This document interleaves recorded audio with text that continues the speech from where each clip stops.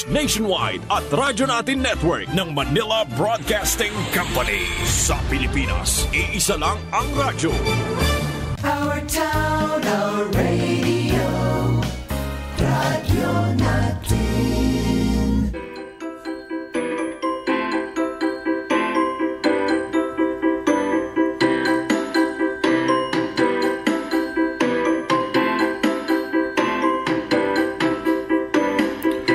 Welcome to Himaya sa Diyos, the weekly program of Sunday Mass readings, inspirational homilies by bishops and priests of the Holy Catholic Church from the Diocese of Kansas and the Diocese of the Philippines. Himayaon ang ngalan sa Dios uban sa pangama sa atong mahal nga Birhen Maria. Ning atong pagsugod sa atong programa sa kahanginan, mag-ampo kita. O Ginoo, among hinabang og mag-aagam. Imo ang among makinabuhi nga magbarug diha sa imong gugma. Ug ang among gugma kanimo mulutaw unta diha sa among kadasig sa pagbuhat ug maayo alang sa uban. Kini among gipangayo pinagi sa among Ginoong Kristo imong anak, nga buhi ug hari uban kanimo sa Espiritu Santo, Dios hangtod sa kahangturan. Amen. Anya na usab kita mulanog uban sa dakong kalipay ning kabuntagon sa ikakawhaag 8 nga Domingo sa tuig sa simbahan. Sa tumang pagpasalamat, mapadayonon kita sa atong pagpanikay-sikay sa atong kinabuhi, dinuyugan sa dakong grasya sa Dios sa atong kinabuhi. Apil ang atong nagadaiyang panginabuhian para sa atong kaugalingon, pamilya ug sa katiligban. Diya sa atong pagtamod sa pagpasalamat sa Ginoo, tun kay niya na usab kita magkauban sa kahanginan sa atong programa Himaya sa Dios nga gipasiugdahan sa Holy Catholic Church, Diocese of Kansas, USA, uban sa pagsuporta sa Missionary Brothers of Perpetual Health nga gipalanog ug giatagan sa kagayunan nga madungog sa kahanginan pinaagi sa pagsibya ning atong sikat nga estasyon sa radyo, ang 103.9 FM Naval, Radyo Natin. Sa tumang kalipay, mayong buntag kanyang tanan, mga igsuon sa kahanginan, sa mga kasuksukan o mga kilid-kiliran ng mga dapit sa biliran, Leyte, sa Visayas ug Mindanao, o kung ugaling ganuyon ngadto sa Kaminilaan, mga minahal nga katawhan sa Dios, mayong buntag kaniyong tanan. Sa ngalan sa atong programa ning pipila ka mga gutlo, ang Himaya sa Dios, kininausab ang inyong igsuon Melvin Clapano sa Holy Catholic Church Apostolic See of the Philippines, Diocese of Kansas, USA, ug kasamtangang obispo sa Mindanao, makig-uban na usab kaninyo diya sa pagpaambit sa buhing pulong sa Dios alang sa atong kaluwasan. Ato usab nga pagtamod sa atong makadagkuan sa simbahan ug pagtuo sa atong simbahan. Nagilangkuban nila Bishop Stephen Grinke, Arsobispo John Robar, Deacon Jaime Barili sa Missionary Brothers of Perpetual Health. Diha specifically sa Biliran, Leyte, mga diakono, kaparian ug tanang kaobispuhan sa Holy Catholic Church sa laing mga nasud. Sa ingon uban kita kanila ning atong pag-inambitay sa buhing pulong sa Dios. Uban sa mga members nato sa Tagnipa Eagles Club, kang Kuya Vice President Jimar Lumahang, sa tanang mga kuya, ate ug bunso sa Tagnipa Eagles Club. Sa dakong pagtuusab atong pangayoon og ampuan ngadto sa Ginoo ang makagahom sa tanan alang sa kayuhan sa atong mga sakit ug balatian, mga problema sa kinabuhi, sa natad sa pamilya, relasyon, finansyal ug sa tanang magihambi nato sa kaugalingon nga kinabuhi. Nga ang Ginoo muhupay ug muayo sa tanan ug mahibalik kita sa maayong kinabuhi, dala ang kalipay ug pasalamat sa atong Ginoong Dios nga gamhanan ug manunubos. Ug sa dakong paglaom ug pagsalig atong malitok ang salmo sa badasigon nga pagingon, magbalantay kanako ang Ginoo, wala nay magmakulang pa kanako. Sa atong mga basahon nga mulanog diya say mga asoy uban sa mga sugid nga gilangkob ning Dominguha, sa mga basahon usab nga atong madungog sa unang pagbasa karong Dominguha, sa ikakawhaag 8 nga Domingo sa liturhikanhong kalendaryo nga kinutlo gikan sa basahon ni Propeta Isaias.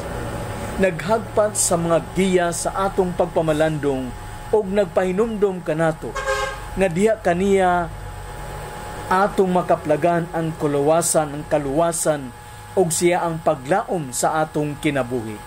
Siya ang kabuhong og kahupayan sa kinabuhi. Ang Ginoo mao'y mohatag kanato sa hingpit nga kinabuhi diha sa tanan natong mga pag-antos, kasakit, kapakiyasan og makadulom sa panglantaw sa kinabuhi. Mao nga sa unsa man ang sitwasyon sa atong kasamtangan nga kinabuhi, sa kanunay kita maglaom nga ang Dios mohupay sa tanan ug muhatag sa hingpit nga kalipay, kalinaw ug paglaom sa atong kinabuhi nga inubanan sa iyang buhat sa kaluwasan kanatong iyang katawhan. Busa sa atong salmo kita moingon, magbalantay kanako ang Ginoo, wala nay magmakulang pa kanako.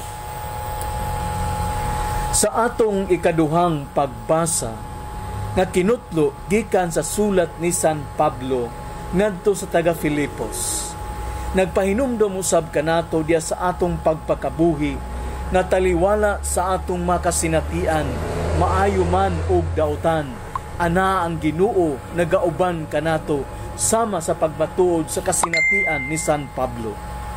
Nga bisan sa kalisod uban sa Dios, ana ang pagsugakod ni ini. Mao nga tanan nato nga hagit sa pagpakabuhi ang Ginoo uban kanato. Siya kabahin sa atong makasakit, sa atong mga suliran, sa atong mga kapakyasan, sa tanan natong gihambin sa kinabuhi.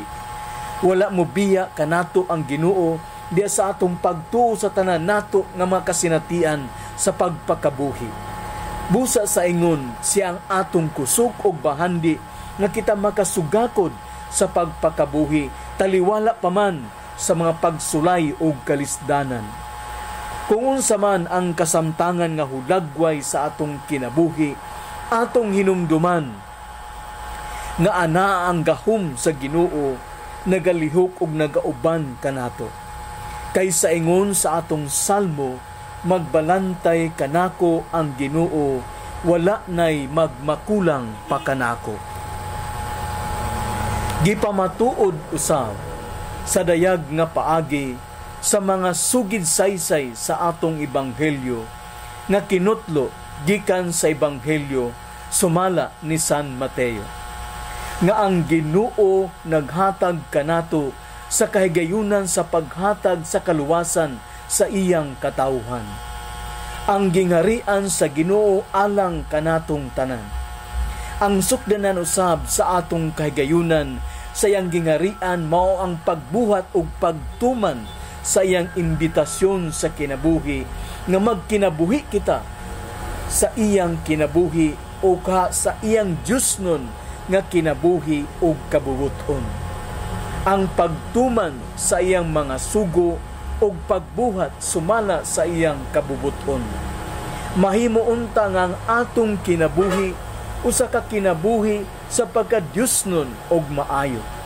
Ang atong kinabuhi sumala sa atong misyon ato unta nga napuy-an sumala sa iyang kagustuhan ug kasuguan aron kita makatagamtam sa himpit nga kabulahanan ug kaluwasan ug dayag ni ini makaambit kita sa bangkiti sa Dios didto sa iyang gingharian. Sa Ginoo dili no ID, no entry, kundili nakabuhat ba kita sa iyang kabubuton ug kasuguan para sa atong kaluwasan.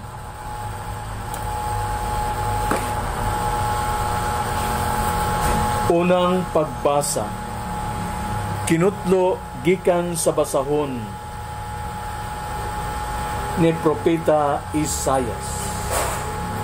Niining bukira himuon sa Ginoo nga labing gamhanan alang sa tanang katawhan ang usa ka kumbira sa mga lamiang pagkaon ug labing maayong pino. Ug langkato niya ang panganod sa kagul-anan nga nagapandong sa kanasuran. Huwag tangon sa Ginoong Diyos ang kamatayon ug pahiran ang mga luha ug papaso niya ang kaulaw sa iyang katawhan. Mao kini ang gisulti sa Ginoo. Ikaingon ni adtong adlaw, siya mao ang atong Dios nga atong gilauman nga mao'y muluwas kanato. Siya ang atong gipaabot. Maglipay kita sa iyang pagluwas kanato. Kay dinhi niining bukira magpabilin ang gahom sa Ginoo apan tunuban ang Moab ingon sa uhot na tunub-tunuban diha sa tai. Ang pulong sa Ginoo. Salmo responsorio. Magbalantay kanako ang Ginoo, wala nay magmakulang pa kanako. Magbalantay kanako ang Ginoo, wala nay magmakulang pa kanako. Sa lunhaw nga sibsibanan, iya ako nga gipapahulay. Sa daplin sa malinaw nga tubig, iya akong gidala. Iyang gihupay ang akong kala. Magbalantay kanako ang Ginoo, wala nay magmakulang pa kanako. Iya ako nga gitultulan sa matarong nga mga agianan tungod sa iya nga ngalan. Bisan kung magalakaw ako sa walog nga mangitngit, wala ko'y kahadlukan nga dautan. Kaya naa ka man sa akong kiliran, sa imong igbubugaw ug sungkod, gihatagan mo ako og kaisog. Magbalantay kanako ang Ginoo, wala nay magmakulang pa kanako. Gihikyaran mo ako og lamisa sa akong atubangan, samtang nagatanaw ang akong makaaway. Giduhugan mo ang akong ulo ug lana. Nagaawas gayud ang akong kupa. Magbalantay kanako ang Ginoo, wala nay magmakulang pa kanako. Ang kaayo lamang ug kaluoy mao'y nagasunod kanako sa tanang mga adlaw sa akong kinabuhi. Ug magpuyo ako sa balay sa Ginoo sa mga katuigan sa katuigan. Magbalantay kanako ang Ginoo, wala nay magmakulang pa kanako. Ikaduhang pagbasa, kinutlo gikan sa sulat ni San Pablo ngadto sa taga Filipos. Maigsuon na sinati ko ang pagpuyo diya sa kawadon o kahamugaway. Nakakaton na ako ni ining paagiha sa pagkinabuhi, bisan diin o bisan kanusa. Busog ako kung gigutom, hamugaway kung nagkalisod-lisod. May kaligon ako sa pagsaguban sa tanan, tungod sa gahom na gihatag kanako ni Kristo. Apan dalaygon kamo tungod sa inyong pagtabang kanako sa akong mga kalisdanan. Ug ang akong Dios uban sa hingapin niyang bahandi diha kang Kristo Jesus, magsangkap sa tanan ninyong mga kinahanglan. Daygon ta ang atong Dios ug Amahan hangtod sa kahangturan. Amen. Ang pulong sa Ginoo. Ang Ginoo maanaa kaninyo. Ang santos nga ebanghelyo sumala ni San Mateo. Migamit na usab si Jesus og mga sambingay sa iyang pagpakigsulti sa mga tao. Ang gingarian sa langit sama sa usa ka hari nga naghikay og usa ka kumbira sa kasal alang sa iyang anak nga lalaki. Gisugo niya ang iyang mga sulugoon aron pagpahibalo sa mga dinapit nga paagtuon na sila sa kumbira. Apan, libalibad ang mga dinapit. Busa nagsugo siyag laing mga sulugoon o giingnan niya. Sultihin ninyo ang mga dinapit nga andam na ang kumbira. Giihaw na ang akong mga baka ug ang mga pinatambok na natin ug nahikay na ang tanan. Pangari na kamo sa kumbira sa kasal. Apan wala magtagad ang mga dinapit ug nagpadayon sila sa ilang mga buluhaton. Ang usa miadto sa iyang uma, ang usa sa iyang tindahan. Samtang ang uban midakop sa mga sulugon o gibunalan o gipatay nila. Tungod ni ini, nasuko pag-ayo ang hari. O gipadala niya ang iyang mga sundalo o gipapatay kadtong mga mamumuno. O gisunog ang ilang syudad. Unya gitawag niya ang iyang mga sulugon o giingnan. Andam na ang akong kumbira sa kasal. Apan dili angay niini ang mga tao nga akong gidapit. Busa pangadto kamo sa kadalanan o dapita ang tanan nga inyong makaplagan. O ang mga sulugoon nga ngadto sa kadalanan o gidala nila ang tanan nga ilang nakaplagan. Maayo og dautan og napuno sa mga tao ang dapit nga gikumbirahan. Unya misulod ang hari aron pagtan-aw sa mga dinapit og nakita niya ang usa ka tawo nga wala magsulog og bisti sa kasal. Gipangutana siya sa hari, higala, yun sa man nimo pagsulod dinhi nga wala ka man magsulog sa bisti sa kasal. Apan wala mo tingog ang tao. Unya niingon ang hari sa iyang mga sulugoon, gapusa ninyo ang iyang makamot ug tiil ug ilabog siya ngadto sa kangit-ngitan sa gawas. Didto maghilak siya ug magkagot sa iyang mga ngipon. O gitapos ni Jesus ang sambingay sa pag-ingon, kay daghan ang gidapit, apan jutay ra ang gipili. Ang Ebanghelyo sa Ginoo. Mga igsuon, sa atong yano nga pagpamalandong, nga atong maduki-duki sa atong mga hunahuna, karong ikakauhaag 8 nga Domingo sa atong Ebanghelyo. Atong iumol sa duha ka mga puntos ang atong pagpamalandong sa atong Ebanghelyo. Ang duha ka mga puntos mao kining mosunod. Ang unang nga punto, Christian life is an invitation. Christian life is an invitation. Usa ka kalihukan sa imbitasyon sa giandam nga kaluwasan sa Ginoo. It is an invitation of fullness and great satisfaction in God's heavenly banquet and kingdom. Ang ikaduha nga punto, Christian life is enrobing. Christian life is enrobing.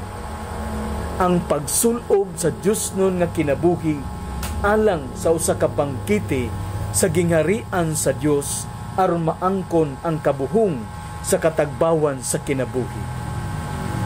To become godly for an entry into God's heavenly banquet. Atong hagpaton sa tinagsa ang mga puntos nga atong giskutan. Ang unang punto, Christian life is an invitation.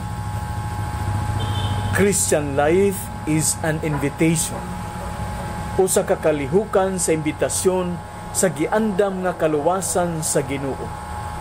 It is an invitation of fullness and great satisfaction in God's heavenly banquet and kingdom. Atong madungog sa atong ebanghelyo nga nagkanayon, ang gingarian sa langit sama sa usa ka hari nga naghikay ug usa ka kumbira sa kasal alang sa iyang anak nga lalaki. Gisugo niya ang iyang mga sulugoon aron pagpahibalo sa mga dinapit nga padtuon na sila sa kumbira. Apan mibalibad ang mga dinapit. Usa ka giya of thinking and invitation. Sa ingon niini, ana ang buhat sa usa ka imbitasyon sa Ginoo alang sa iyang gingarian para sa iyang katawhan. God is intently inviting us for His heavenly banquet. Nag-andam siya sa usa ka hikay alang kanatong tanan, isip iyang katawhan nga gimahal sa Dios.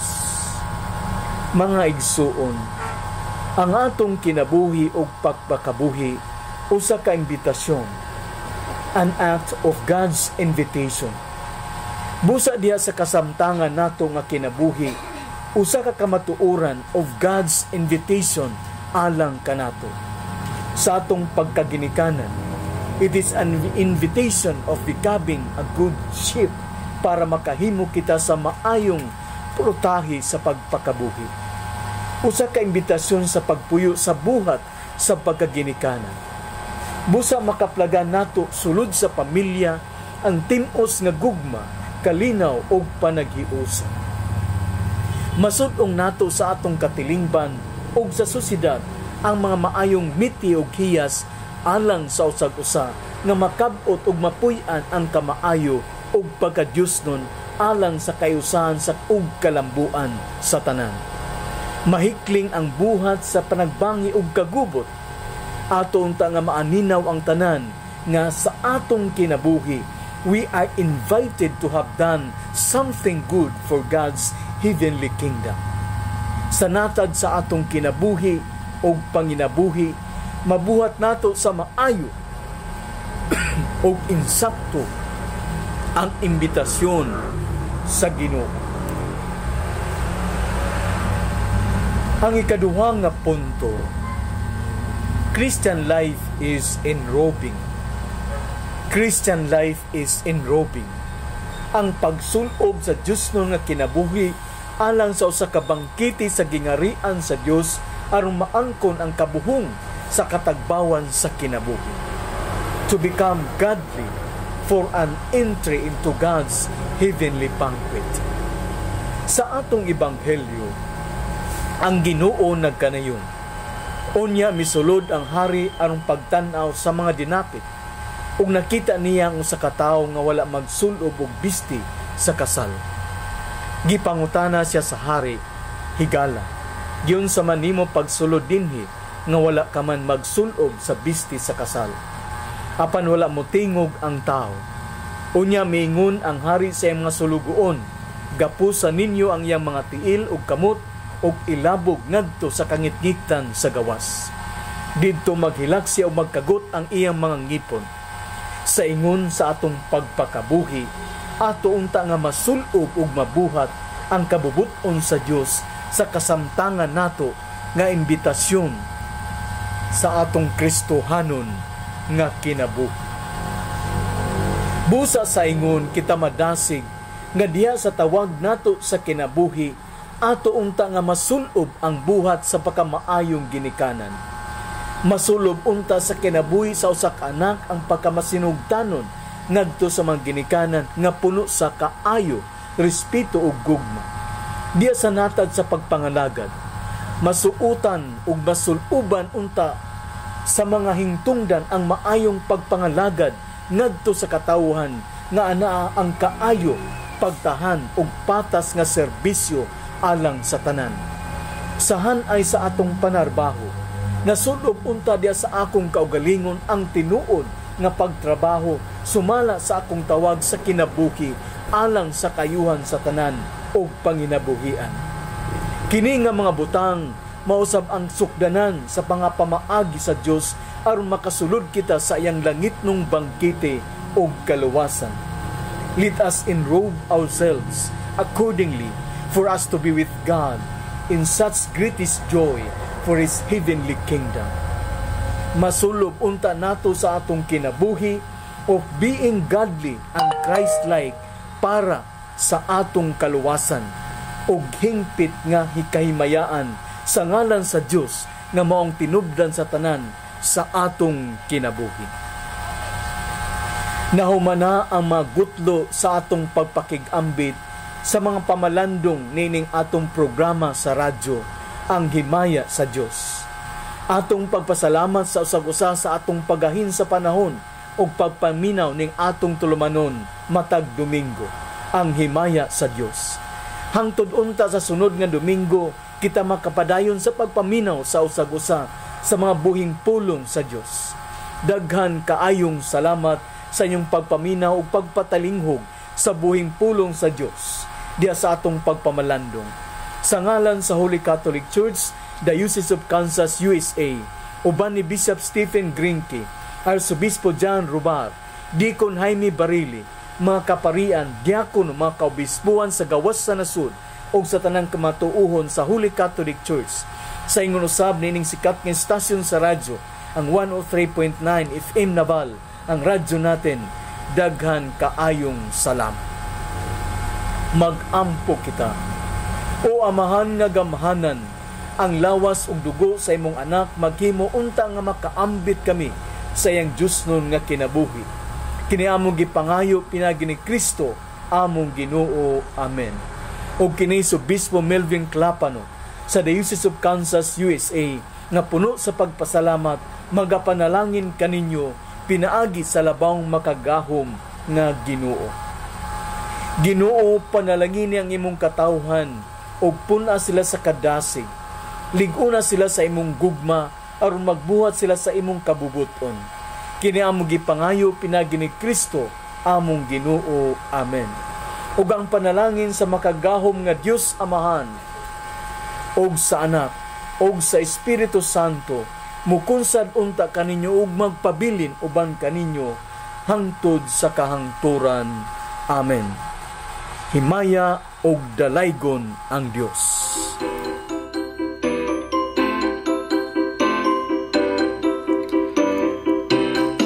This has been Himaya sa Diyos. Our program was sponsored by the Society of the Missionary Brothers Perpetual Help. Our music is furnished by Ben Sound. Join us next week at this time for Himaya sa Diyos. This is Father Steve Granke saying, Ang Ginoo mana kaninyo. God bless you all.